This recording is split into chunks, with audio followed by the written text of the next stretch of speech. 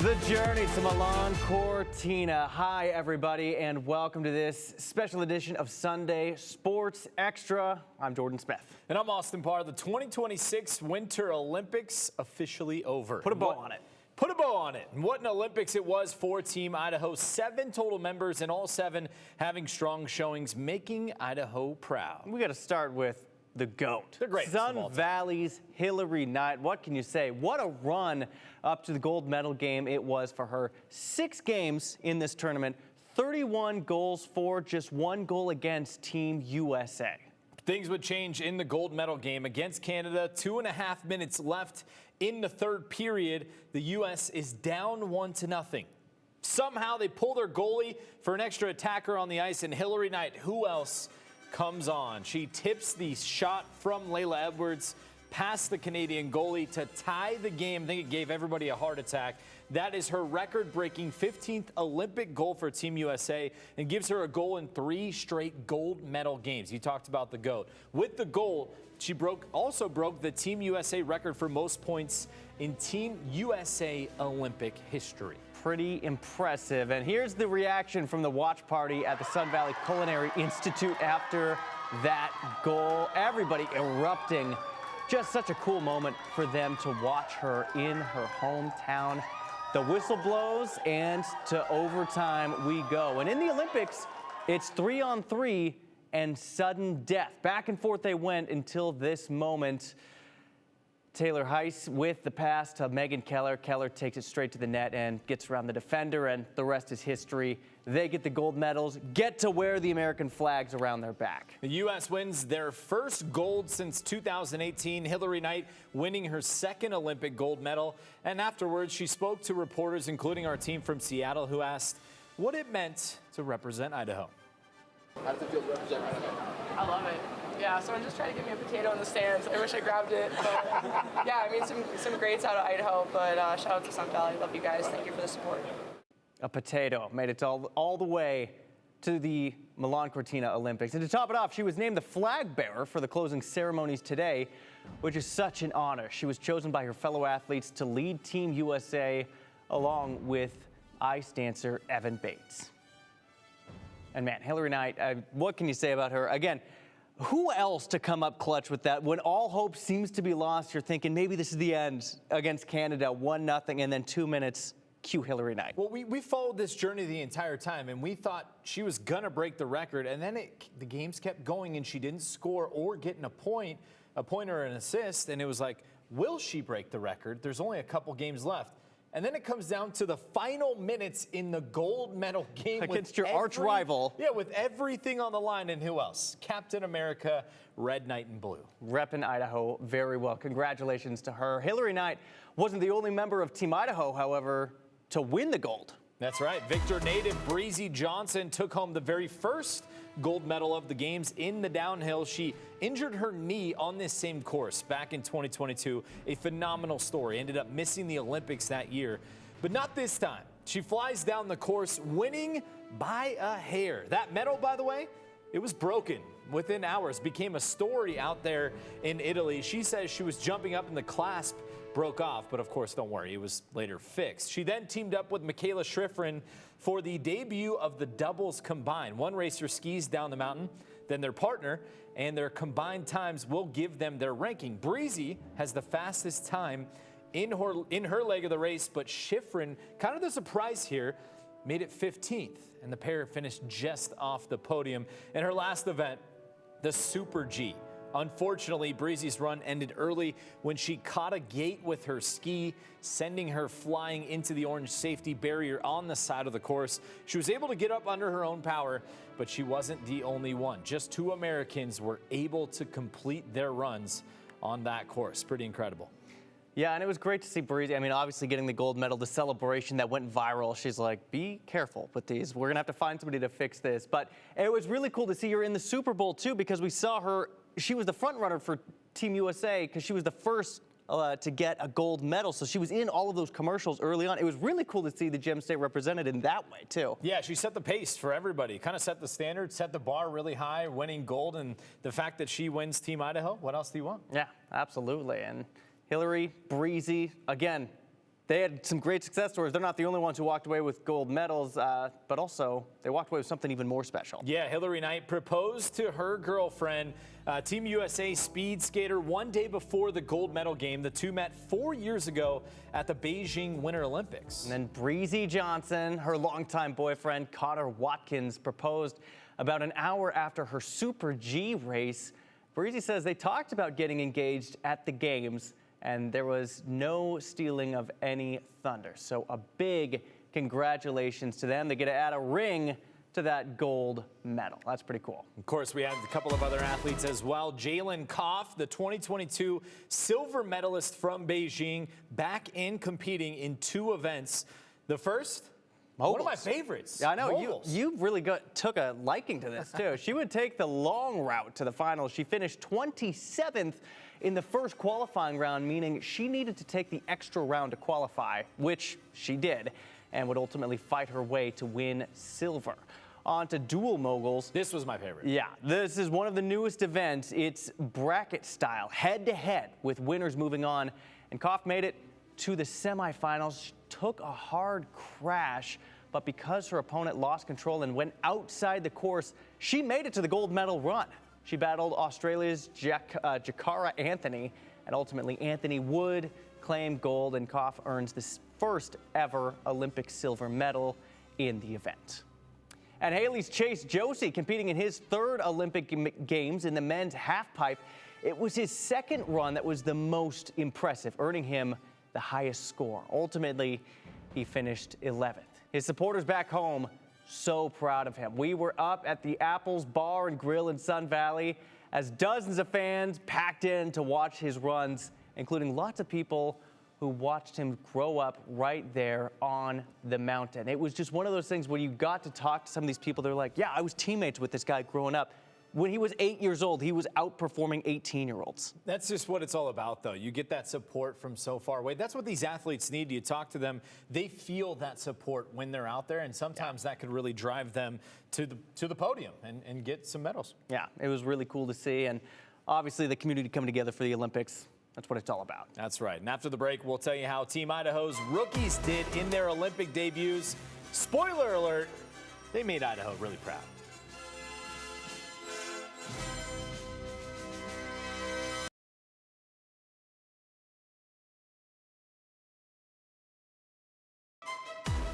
Let's talk about those Team Idaho rookies. Such a strong class. Sammy Smith, Ryder Sarchett, and John Steele Hagenbach all making their debuts in Cortina. But let's start out with the most talked about athlete, and for a good reason. Boise's Sammy Smith, an NCAA Division I soccer player for Stanford, and now an Olympian. She competed in the Women's Sprint Classic. She was top 30 in the qualifying round and was actually the 2nd fastest American behind Jessie Diggins. Then in the quarterfinals, she finished 4th in her heat. It wouldn't be enough to push her through to the semifinals. However, she finished 19th overall. Simply incredible. She was a soccer player at Stanford, now an Olympian. She just does it all. It's awesome. We said it before, addicted to winning. She seems to be on the right track. She's got a bright future ahead of her.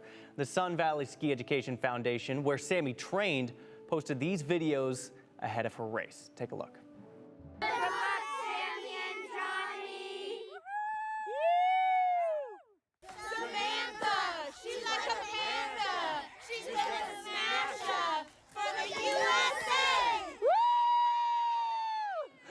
I love that. And again, we talk about community, like that's what it's all about. If Sammy were to see that, I'm sure she did. I mean, that's just got to melt your heart of like, I've got the community back home cheering me on. That's going to carry you through any games. Absolutely. I want to know the story behind the She's a Panda. I think yeah, that was new for me to learn. That was really funny just now. But man, that's cool to see. Yeah, it's just all about the support. I mean, we talked about it earlier. That's exactly what these athletes need to go on and be successful, especially these rookies who are going across to a different country. Yeah. I mean, we're talking 20, 22, 25. I mean, these are very young athletes experiencing the Olympics alone for the first time. That support is what you need. And what's also great for those kids watching too is that gives them hope of like, you know what? Sammy made it. She went through the same program I'm going through right now as a kid. Like, that's not some crazy dream on a mountain far away. That's an achievable dream, and I think it's inspiring the next generation of athletes. So that's kind of cool to see that reaction, Yeah, too. dreams are attainable. Go get them. Go get them. They're That's right it. there. Well, then there was also Ketchum's John Steele Hagenbach, one of the coolest names in the Olympics. He competed in 2 events. The first was the cross-country 10-kilometer freestyle event.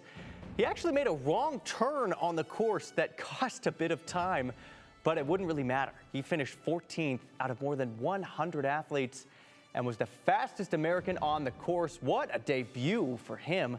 And then 2 days later, he competed in the 4x7.5 kilometer relay. He was the 3rd leg, and once again, skiing without a shirt in 41 degrees. I think people caught on quickly to who Hagenbach was just based on his style. Toughness. He would hand off in 6th place for the U.S. It's important to note that in both of these races was Norway's Johannes Klæbo, the king of cross country. He would go on to win his 10th gold medal, which is the most of any Winter Olympic athlete in history. Just unreal. And is now tied with Michael Phelps for the most gold medals. I think the coolest part about John Steele was the American flag on his forehead, representing the country there. Meanwhile, Ketchum's Ryder Sarchet made his Olympic debut in the men's giant slalom. He was one of the top 30 after run number 1, qualifying in 29th for the final. Not very happy with that first run. We saw him almost snap his ski pole over his leg, but he was a little frustrated, but he would shave off more than 7 seconds in his second trip down the course, improve his position by 4 spots, and ultimately finish in 25th place. And check this out. Sun Valley Community School students, you were there. That's right. And staff gathered inside of their high school gym to watch riders run at 2 o'clock in the morning and again at 5 o'clock in the morning. I caught up with him a couple days ago after he got home, and he said the support has just been truly incredible, something he felt from all the way over there in Italy. I'm incredibly thankful. It really does feel amazing to come home and you come home, go to the grocery store, and it's people genuinely super happy. A lot of these people, saw me out there skiing with my dad in Sun Valley, and I think it really does feel genuine, and I'm really thankful I'm from this community of people who really do support me, because I think it adds a little bit of I don't feel as much pressure, but that could be just because I have a really supportive hometown and friends and family.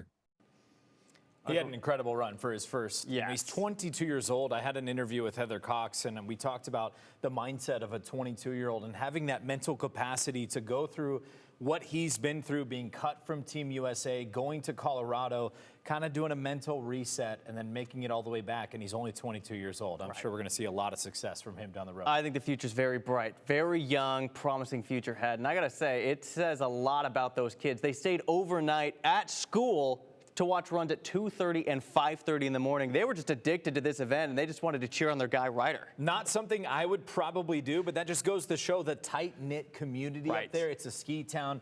Everybody kind of knows everybody, and everybody just has that love and passion for their athletes from that town. Absolutely. Yeah, it was a really cool event to see, and we got a lot more cool stuff coming up here. Yeah, check this out. Peekaboo Street, a name synonymous with the Winter Olympics in the state of Idaho. That is Heather Cox. We're going to be talking to her and Sarah Studerbaker Hall coming up right after this.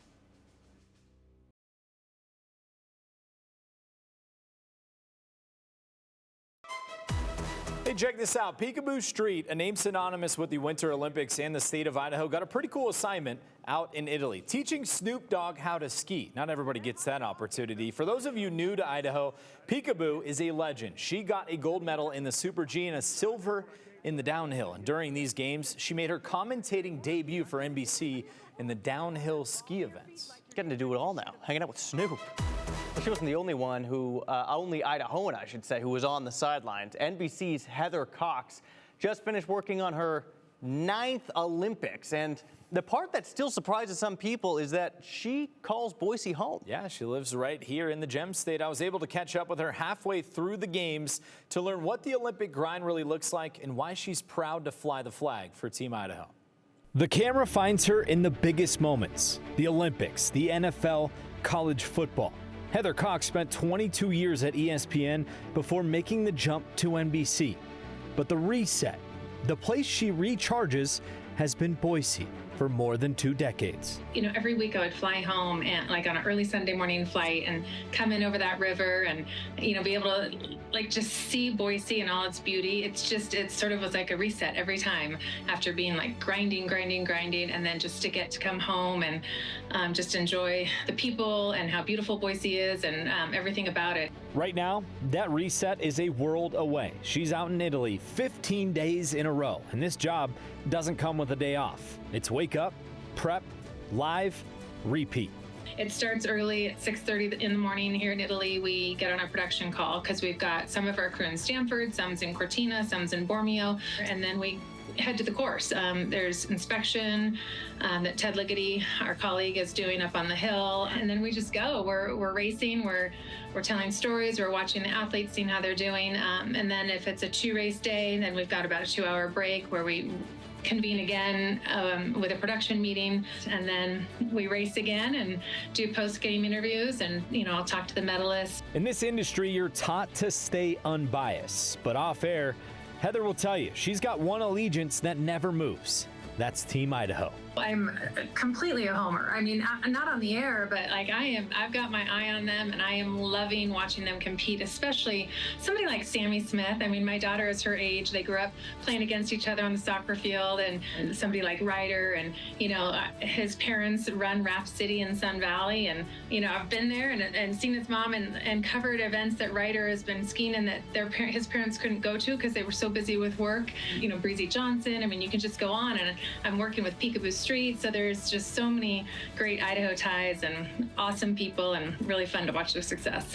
Even on the world's biggest stage, home still travels with her. And after 9 Olympics, I wanted to know, when did it first hit? Her welcome to the Olympics moment. The things that stand out to me is calling Misty May and Carrie Walsh-Jennings 3 consecutive gold medals. For me, as a volleyball player, getting to call them in Athens and Beijing and London, that was definitely an aha moment for me. And again, just filled with gratitude and the opportunity to tell their story. That welcome is why she's still so passionate 9 Olympics in. The moments never get small. And for anybody watching this, trying to break into this industry, Heather's message is simple. A lot of people say, oh, you're so lucky. And to me, like, that's the biggest insult. Like, I think chance favors the prepared mind. So this is an industry that has very unusual paths, and you never know when that opportunity is going to be there. And when you have that opportunity, make sure that you've done the work, done the preparation, done everything you can to hit it out of the park when you get that chance, because that, like I said, chance favors the prepared mind. Great words of advice. Chance favors the prepared mind. I also said you don't have to get ready if you stay ready. Well said. I like that a lot. Yeah, there's no clear-cut path to get into this industry, this crazy TV world, is there? Most competitive industry is sports, by far. You got to be ready. Well, hey, she's back at the Olympics in Italy, but not in the way you remember. The Boise connection, the 2-time Olympian, and the new role she has now. Here's the story of Sarah Studebaker-Hall. Let's take you back to 2010. A Boise athlete is on the Olympic stage in biathlon, a sport Sarah Studebaker-Hall says she first saw on TV and can't let go of. I was part of the Bogus Basin Nordic team, so I was a cross-country skier growing up, and like, oh, that's like kind of like Nordic skiing, but has this other cool element. And we knew we had a coach, Eric Reynolds, who he ended up finding a camp for us to go to in Lake Placid, New York. Lake Placid was the start, and after college, U.S. Biathlon starts a development team looking for skiers to switch over. Sarah takes that shot and goes all in. And that is biathlon in a nutshell. All in as fast as you can, and then silence. A mental switch to settle in and hit your shots. You have to be just going all out, really working as hard as you can on your skis, and then you come in, and it really is a mental mind shift. You're shifting over to accuracy and calming yourself and really focusing in on your targets. Sarah learns the switch on that world stage, but the grit behind it, that stems from Boise, that windy road, every weekend, chasing snow. I really think that athletes from Boise, especially like alpine skiers and cross-country skiers who grow up driving that super windy road, like, we want to ski. We all have a little bit of a bond to to come from a place where maybe the winter sports aren't the most popular thing that your high school peers are doing. When her racing chapter ends, she doesn't step away. She stays in it and moves into a space that's still heavily male-dominated because she wants more women in the rooms where the calls get made on the world stage. The International Biathlon Union really stepping up and starting to focus on engaging more women in officiating. So when I stopped competing, I had a mentor who's an official in the U.S. and he really encouraged me to start on our U.S. biathlon officiating pathway. Right now, in Italy, she's not in a starting bib. She's on the other side of the fence as a technical delegate, making sure this sport runs the same for everyone on the biggest stage of them all. Basically, our job is to work alongside the organizing committee to make sure that the event is implemented consistent to other events that are owned by the International Federation and fairly and according to the rules. That's what makes her different. She's still living this story right now, back at the Olympics, but with a new purpose. Being an athlete, going to the Olympics as an athlete was a huge accomplishment for me and it's definitely a huge part of my story, but I feel like I'm still living it. It's really exciting for me to be able to go back to Milan-Cortina, kind of on the other side of the fence and support the games. And then also looking forward to 2034 here in Utah. I'm just so excited. I can't wait to be a part of this, the U.S. Olympic story, Team USA story for many years to come.